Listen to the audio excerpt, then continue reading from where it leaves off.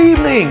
Once again, it is Wednesday and it's time for Midweek Encouragement. So glad you're traveling along this road with me. Thank you for being here. Thank you for commenting and doing all the things that you do. Make sure, if you would please, make sure you're mashing that like button in Facebook Live, or if you're on YouTube, you're hitting the subscribe button and making sure that notification bell is activated so you'll know when we're online and when we're doing this each and every time that we do it. But thank you for coming along this way with us. Get your Bibles, get your notebooks, get everything that you normally would get to study along with us tonight. We are in John chapter 10, and we're going to start around verse 7. Our starting point is going to be 7 to 10. So John 10, 7 through 10. And we're going to be working from there and finishing up tonight on our subject called Sent. Sent. You see that here. And then we're going to finish this up. Thank you so much. I'm so excited to have you along with us. Please make sure you're commenting down below and giving us some good feedback. If you've got questions, you can always contact me and get those questions to me. I'm more than happy to answer. I love questions. If you know me, you know I love questions. And I love to answer those questions. All right. Let's move on into our final part of Sent tonight. John chapter 10 and verse 7 through 10. And if you'd like to read along with me, I would encourage that. Then Jesus said to them again, "Most assuredly, I say to you, I am the door of the sheep. All who ever came before me are thieves and robbers, but the sheep did not hear them. I am the door. If anyone enters by me, he will be saved, and will go in and out and find pasture. The thief does not come except to steal and to kill and to destroy. I have come that they may have life, and that they may have it more abundantly." We're going to read a little more from this chapter here in just a bit, but let's start here. This is incredibly important. Jesus is kind of switching up the metaphor a little bit here. Oftentimes, the shepherd in the field. If you remember, we talked about the different ways that sheep were often kept in the first century. If they were in the field and they've built some sort of fold out of brush and rock and whatever that may be, and they would enclose it entirely except for one area they would use as a door, oftentimes the shepherd in the field there would sleep in the doorway of the sheepfold. That way, anything or anyone attempting to enter the fold would then awaken the shepherd, and the shepherd could chase it away or invite whoever that may be into that sheepfold. And Jesus said, "I am the door of the sheep." All those who came before him, he said, were thieves and robbers, but the sheep did not hear them. I am the door. If anyone enters by me, he will be saved and will go in and out and find pasture. And so this is, at least from my world, a fairly common analogy that we see Jesus using. Him being the great shepherd, being the door, and anyone that enters through him will be saved. And you know, he's being really plain here, right? He's being extremely plain, letting everybody know who he is and what he is. He's telling them quite clearly that he is Messiah. He's the answer. He's not one of many options, but rather he is the only door. He's the true life. He is salvation, and salvation is only through him. He said the thief does not come except to steal or to kill and to destroy. I've come that they may have life, and that they may have it more abundantly. This is a very, very popular and often quoted phrase, series of phrases, sentence. This is how, and maybe this is important to you. I don't want to belabor the point. I'm hoping I'm going to give you something a little more to think about. He says, my sheep hear my voice. How do you know you're hearing the voice of the shepherd? How do you know it's not your own thoughts? How do you know it's not the enemy trying to distract you or confuse you? Well, this is how you can tell whether or not you're hearing the voice of God. I would start by asking the question, is this life-giving? Is it life-giving or not? Is it bringing me life, or is it sucking the life out of me? Why? Because sin leads to death and not life. Self-glory leads to death. But God's glory leads to life. I have come that they may have life and that they may have it more abundantly. This very important part of the phrase here. People had a life then as they do now, right? If you are fortunate and you lead a good life, others might look at you and how you live and say, whoa, what a life! What a life you have! You're breathing, you're eating, you're doing business or building homes or traveling or vacations. Hey, what a life, right?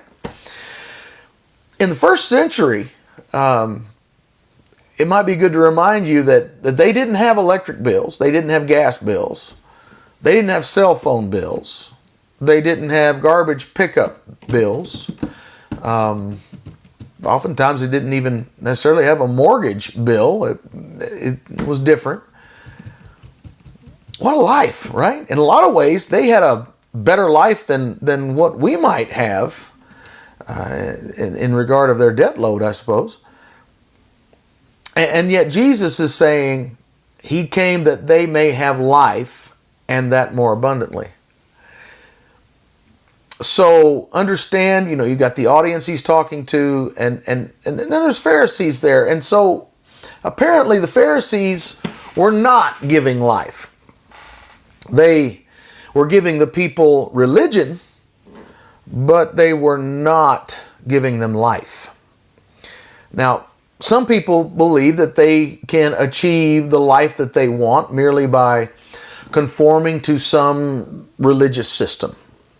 They think if they do that right, if they get the religious thing right, they go through the rituals and the traditions and the various things that are laid out there for a particular religious system or an institution of some sort that in that way. They think that if they do all that right, that life's going to be all right.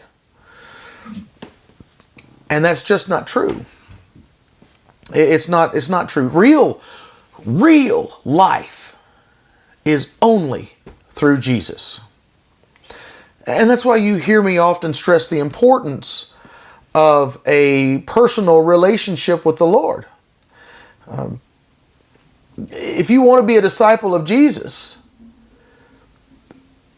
you've got to have a personal relationship with Him beyond what happens on any given Sunday. If you just want to show up to a particular church as the Spirit leads, or as you feel like you need to from time to time, that's not going to help you. If you just want to go through the functions, the performance of religion, it's not going to help you. Religion in and of itself is not going to help very much at all. What's only going to make a difference is a real, authentic relationship with Jesus. Jesus came that we may have life, and that we might have life to its fullest. That's what he's saying to us here. Now, and often this phrase is taken to mean eternal life after this life is over. And I think that's true to an extent. I think it could be taken that way. I don't think there's any problem with that. But there is something about a full and abundant life right in the here and now. There's something to be said about that. And there's so many in our world, in this world today, in the 21st century, who don't know anything about real, true, meaningful life. In Jesus is where we have true life and more abundant life. And there's much more to life than what is commonly believed or advertised. There's more to this. Real, true, life begins with Jesus. And it's not just something to look forward to in your future sometime, to have that great life in the hereafter. No, I think there's something to be said for real life here and now. Because right now we can have joy, and we can have abundance, and we can have peace and calm and contentment, and we can have a clear conscience. And we can do all of this right in the midst of a very difficult and dark world. There's no price tag on those kind of things in your life. That is an abundant life. Are you thankful for that? I'm surely thankful for that. I am regularly, often grateful to God for those very meaningful things. Just to have peace is beyond what any price tag could be put on it. You see, the thief comes to take, but Jesus comes to give. The thief comes to take, Jesus comes to give. So, the voice of the master is going to be one of life-giving, but how do you know the voice of the thief? Well, the thief is going to bring condemnation. He's going to tell you how bad you are, how terrible things are. He's going to be constantly telling you about you, what you need, showing you what you don't have. It's all about self. You know, he's going to say, hey, you're right. You're right. No one should treat you like that. You really should have this your way. Your way's better than anything else and anybody else's way. And you should, in fact, you should act on how you're feeling right now. Yeah. That's not the voice of the master. The voice of the master is giving. Life. When you follow the voice of the master, of the great shepherd, you learn what his values are. You understand what he values, and you learn to value what he values. One writer said, godliness with contentment is great gain. And you need both. But who doesn't want great gain? You know, we want life. You want life. You want real life. You want life that's happy. You want life that is satisfying. You want life that is fulfilling. It's only in Jesus. And if you don't have that one-on-one relationship with Jesus, if you just know about Jesus, it's not enough. You need to know him, and furthermore, he needs to know you. And that's a different level altogether.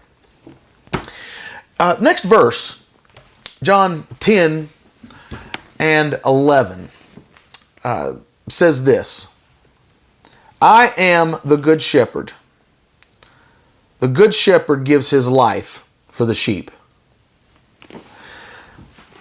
If you'll remember with me, and it's a story I'm sure you know, Jesus told a story about a son who demanded his inheritance before he should have gotten it, and was granted his demand. And then he promptly went to a far country, it says, according to the story Jesus told, and he wasted his inheritance on wild living. The King James uses the word riotous, which I think is a tremendous translation.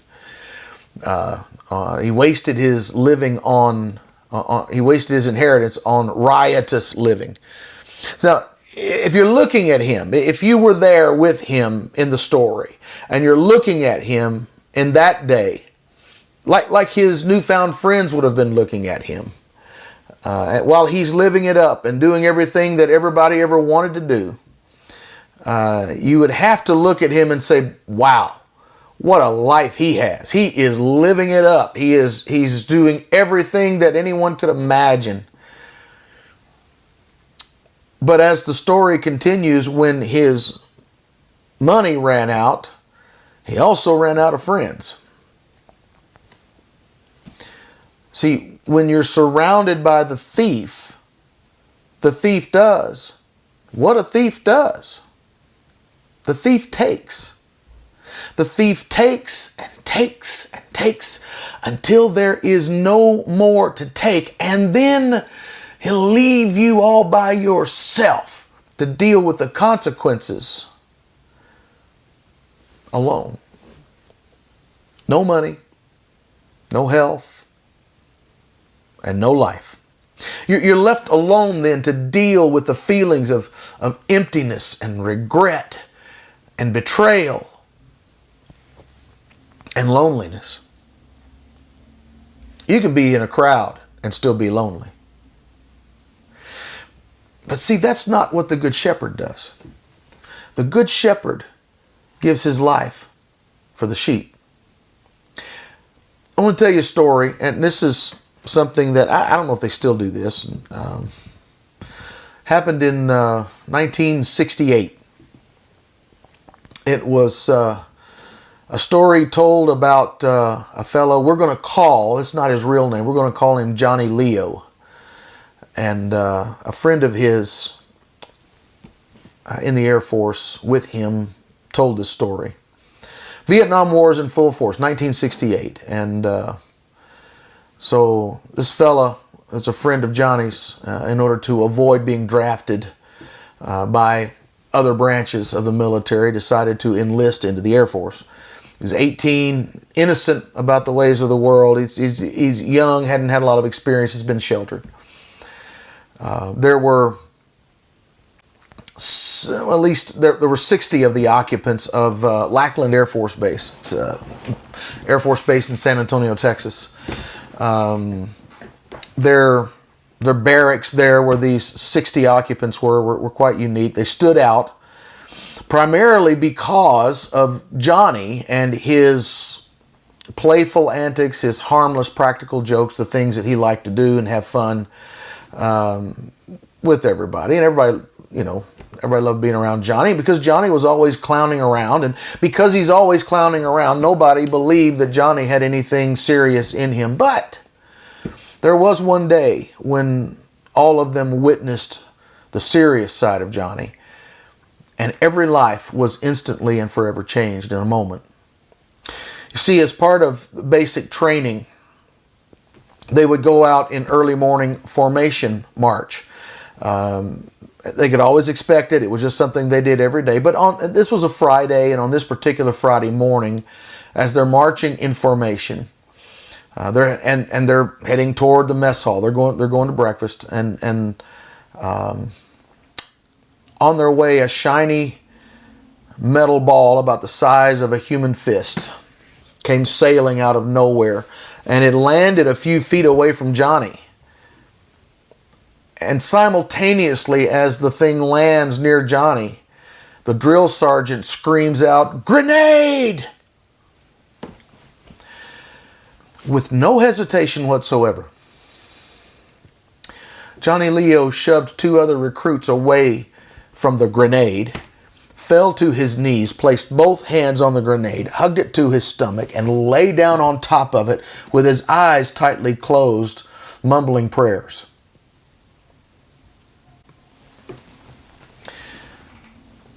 As the other recruits realized what Johnny was doing, many began to cry openly. You see, he intended to absorb the entire blast of that hand grenade, saving every one of his comrades from death or permanent injury. And it was like an eternity passed before them, and as they're watching Johnny and all waiting for the explosion. Frankly, too scared to move, at least not very far away.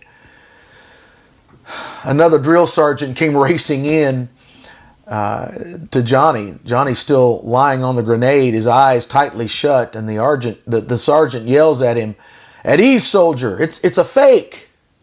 You are in no danger, Johnny. It's okay." But Johnny refused to budge. He was absolutely certain his life was over.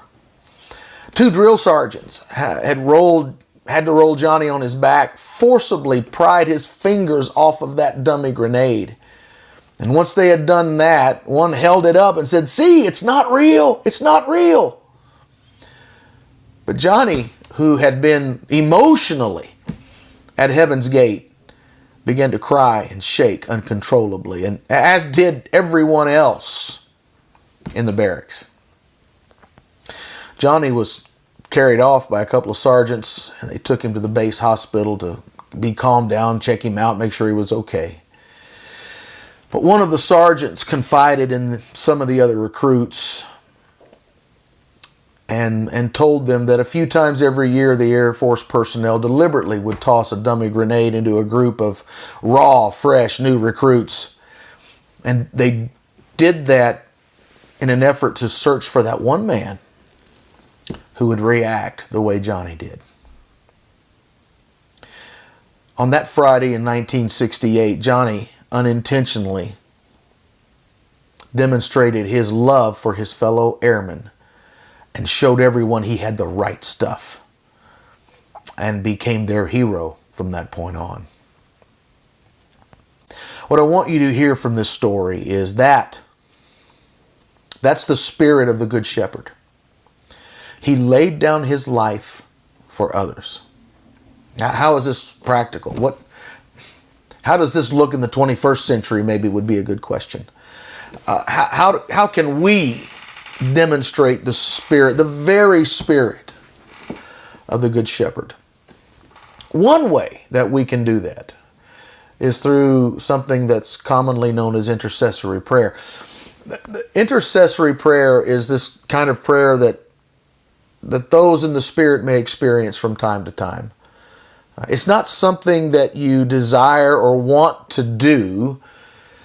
It's not something you can conjure up on your own. It's this circumstance when you're burdened to pray for someone, to stand in the gap, so to speak, for their protection or for God's mercy or for God's salvation on that one. It might be any number of things. You may not even know who it is sometimes. If you've ever experienced what I'm talking about, then you know. If you know, you know, right? You know what I'm talking about. You are literally laying down your life for someone else. It's groaning and moaning. It's calling out to God on behalf of someone, and it's intense. It's emotional. It's an emotional prayer. It's draining both emotionally and physically. I don't know that I can describe it and really do it justice, but it is consuming in a moment and for the time that it endures. And oftentimes you may not even know the extent or what happens as a result of your efforts. But you are quite literally laying down your life for someone else. You see, we want to, and we do. We trust Jesus. And we trust our lives to Jesus completely and entirely because He gave His life for us. He is the Good Shepherd. And He gave His life for us. And because He gave His life for us, we can lay down our lives for others. Let's read just a little more and see if we can pick up a little bit more that Jesus is doing here.